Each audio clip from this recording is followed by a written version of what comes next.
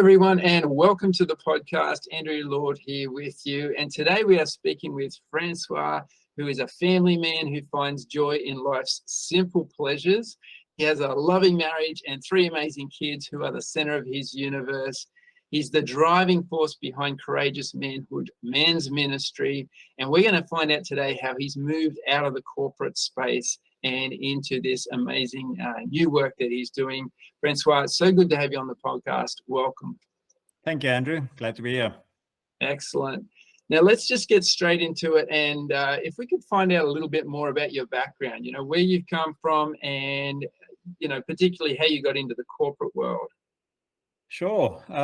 So originally from South Africa, I had a couple of business back in South Africa. I was running boot camps and running my team building company back in South Africa. And then we moved to Sydney about 7 years ago. And I continued with the team building in terms of developing teams and also just teams having fun within that space. So I ended up working a lot with corporate companies and working a lot with teams and how they function better on a daily basis in that corporate environment. Would you describe yourself as a coach in that role? Yeah, maybe a coach mentor within that space, and helping those teams just figure out how they function better. Helping to build culture within those groups, yeah? Correct, yeah, absolutely. Yeah, cool. And so tell me, well, firstly, tell me how did you move from that space and into what you're doing now with the family game plan?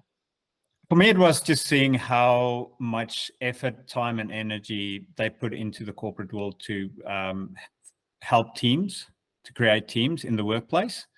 And then we don't do that within our families. We don't spend the times to figure out how do we function to better as a group and not as just individuals within the family. Personally, I believe the family is the most special organization that there possibly can be. And why not put that time and effort in developing that smaller team, if that makes sense? Yeah, definitely. No, that's great.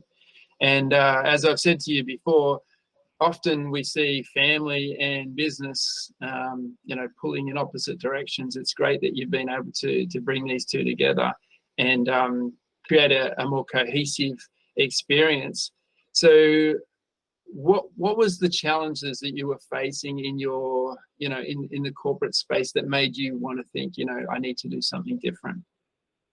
Yeah, gotcha. So for me, that was exactly that. I had a team as a family, but I was spending more time and effort in being a team in the corporate world. I was spending 12 hours in front of a computer all day. I was fortunate enough to work from home, and my kids pretty much saw me in front of a computer all day. We homeschool as well. And I just realized for them seeing that, and there's no way for me to share what I do with them in a real way, forced me kind of just to reevaluate life and that corporate space and what I believed a real team is, and my first ministry or my first team, and where that effort and energy of mine should go. And that's when I decided basically to move out of the corporate world and move that knowledge to the space that I believe the family being a team and how we can make that function better. And I do believe there's other families that think that way as well. We just don't know how to do that. It's kind of ironic, isn't it, that you were in that space where you were helping cultures to thrive and people to be positive, but at the same time, in doing that, had a negative culture within your own family. 100%, absolutely correct. Yeah. So can you give us some examples of, what you do in your courses and some of the tips that you might be able to give people to help improve the culture in their family? Absolutely. So basically, it's just running your family as a team. I don't want to say as an organization or as a business, because that's not what it is, but it's being a team. We are so used to having a group of individuals, each doing their own thing at their own times and all that, but we don't make it a team. And really, it can be as simple as having a weekly team or weekly family meeting. It can be something as creating a rhythm for the family to do one thing together as a family on a daily basis, on a weekly basis, on a monthly basis. Simple things like conflict. How do we resolve conflict? How do we communicate with each other? We don't learn those things. We've got all those things in the corporate world. And I do believe there's some leaders that might bring that back to your family. But for those of us going to work every day, coming back, how do we as fathers and mothers lead our families? We don't have that knowledge really. And it's just implementing the knowledge that they use in the corporate world, which I believe is actually based on biblical principles, and bringing that back to the family. And so that family meeting, that's a communication session, isn't it? So that everyone can get on the same page and make sure you're all running in the same direction, yeah? Correct, yeah. And that's nothing big. It can be a 10, 20-minute thing that you can do once a week. For us as a family, it's on a Sunday evening. And what we do is we start off with pits and peaks, which is really just what was your win for the week? What was anything that you dislike for the week? Every family member share that story. We, as a family, then plan our meals for the next week, just so we know what to expect and when to expect it. Our kids are old enough, so each one of them get to make dinner once a week. Obviously, we help and assist as we can, but they know they're responsible for dinner that week. So when we go grocery shopping, we will obviously buy those things that they want for that. It's not extravagant. They know to keep it simple and easy. What we worked through as well as we choose a word for the week. How that worked for us is we've got a little book that we work through on 52 questions regarding the Bible and life. And we will choose a word from that we will then write down, and that's something to meditate through over the week that comes. And the other thing that we work through is prayers. So is there anything that we're praying for? Any friends, families, anything in our lives that we are praying for? We write that down on the list. So they know when they have their prayer time, those are things that they can pray for. Yeah, great.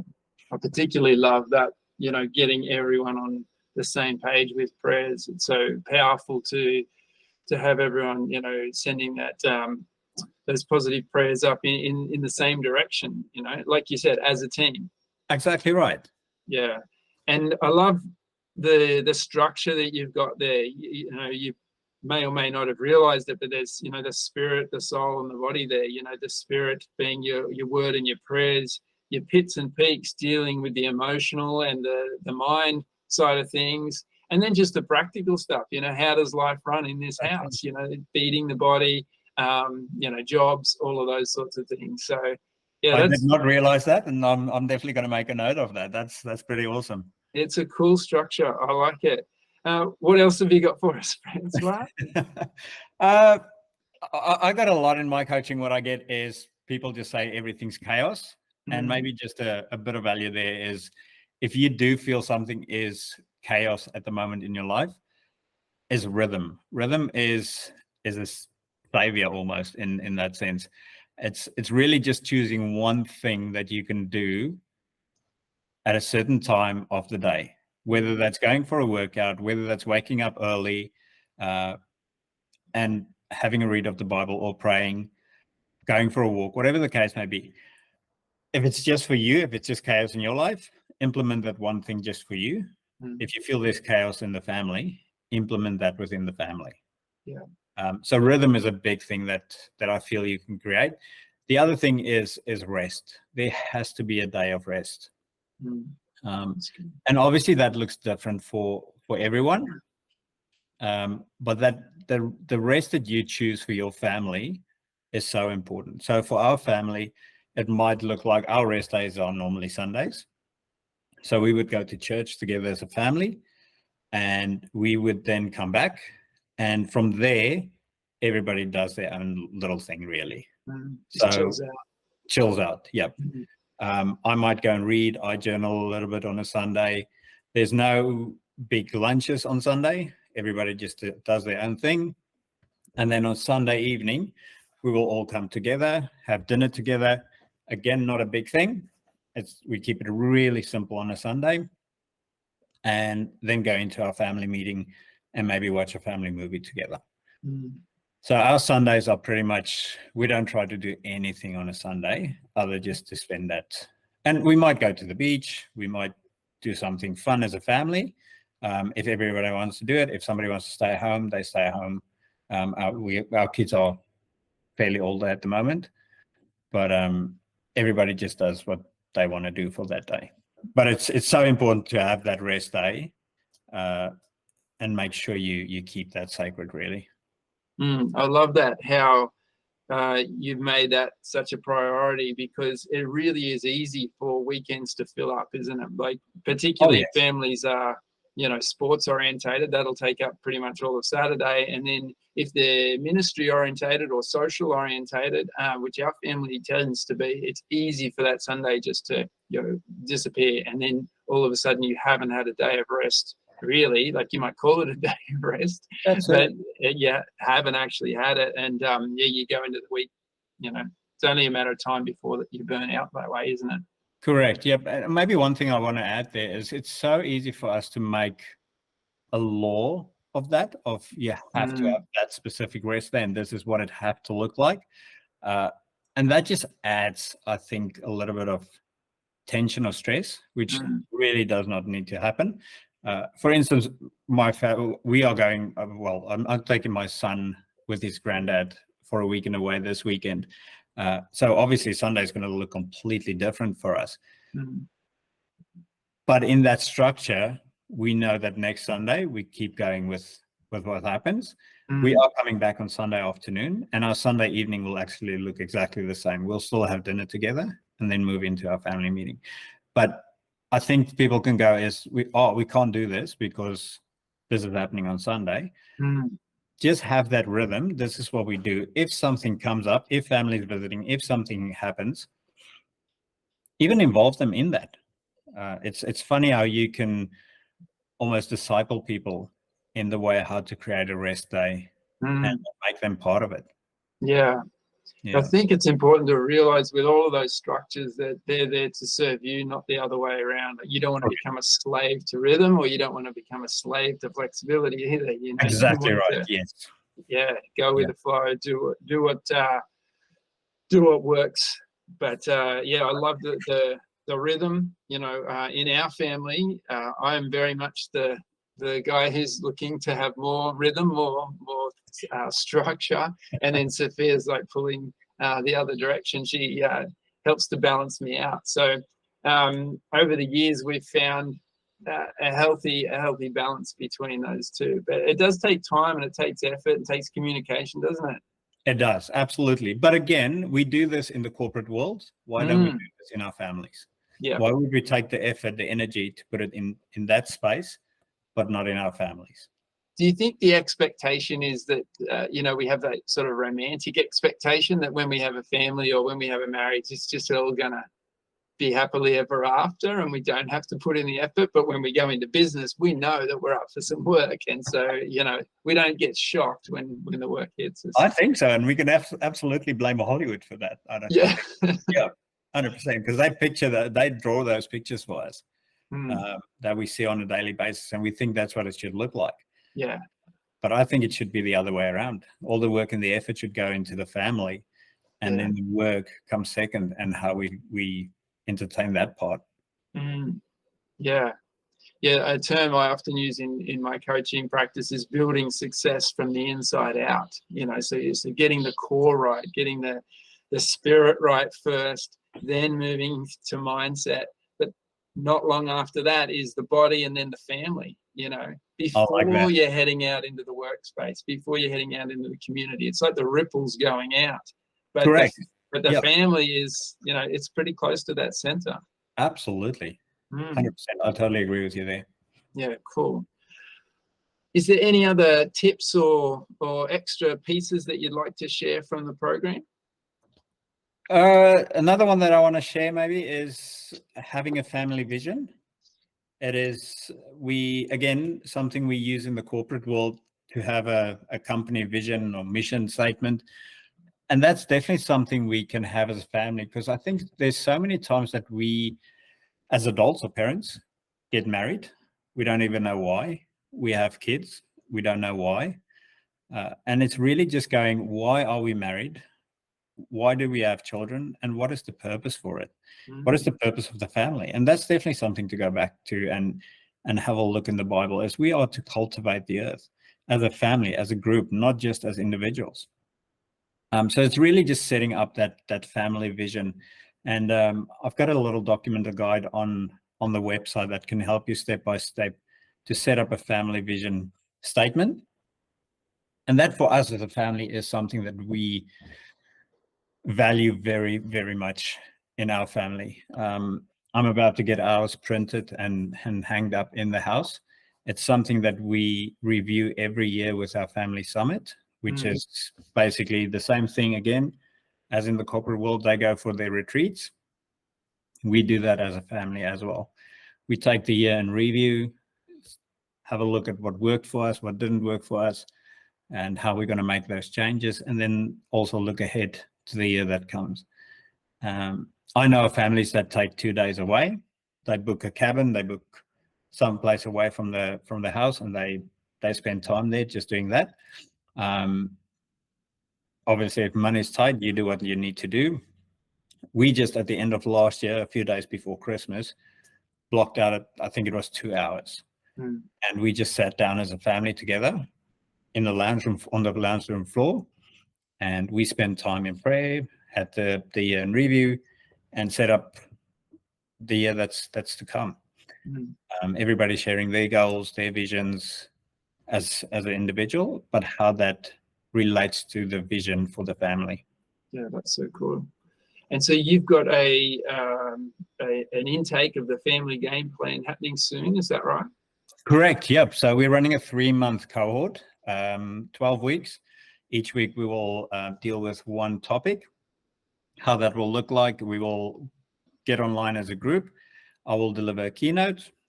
We'll give the resources, and then for the week from there, each family can go home and implement those resources into the family. The one thing that we absolutely make sure is not to overwhelm you.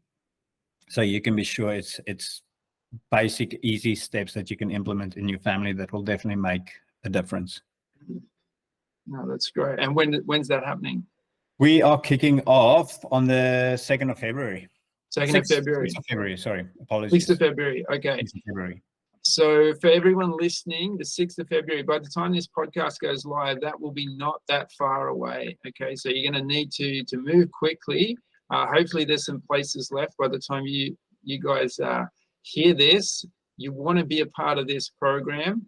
The family vision, I'm going to be going and downloading mine straight after this, and I'm going to put a link for you guys to go and download yours as well.